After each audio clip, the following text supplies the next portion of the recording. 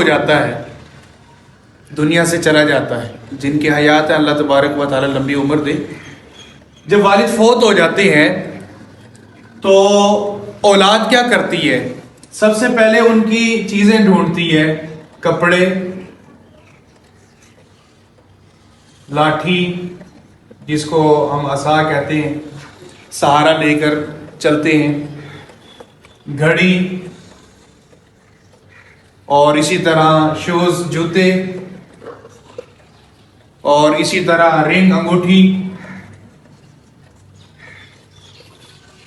اور بھی کئی چیزیں یعنی کہ وہ ڈھونڈتے ہیں، ان کو اٹھا کے اسے پیار کرتے ہیں، محبت کرتے ہیں۔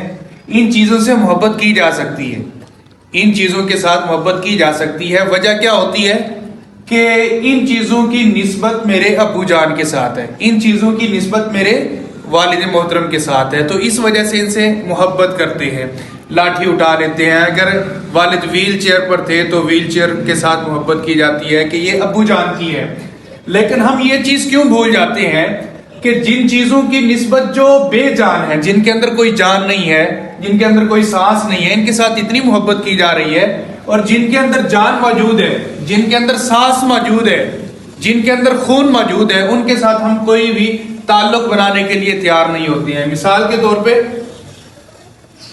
ابو جان ہی چھوڑ کے گئے ہیں نا، اگر دادا حیات ہیں تو دادے کے ساتھ کون محبت کرتا ہے؟ پھپھو کون ہے؟ ابو کی ہی بہن ہے نا۔ اسی طرح چچا کون ہے؟ ابو ہی کا بھائی ہے نا۔ بھتیجا کون ہے؟ تو یہ سارے جو ہے نا جو رشتے ہیں یہ اللہ تبارک و تعالیٰ نے جو بنائے ہیں، تو ان کے ساتھ ہماری کوئی محبت نہیں ہوتی، لیکن محبت اگر ہے تو ان بے جان چیزوں کے ساتھ ہوتی ہے۔ تو اللہ تعالیٰ نے جو یہ خون کے رشتے بنائے ہیں ان کے ساتھ محبت کرنی چاہیے، جن کے ساتھ محبت کرنے سے والد کی روح کو بھی ثواب پہنچتا ہے۔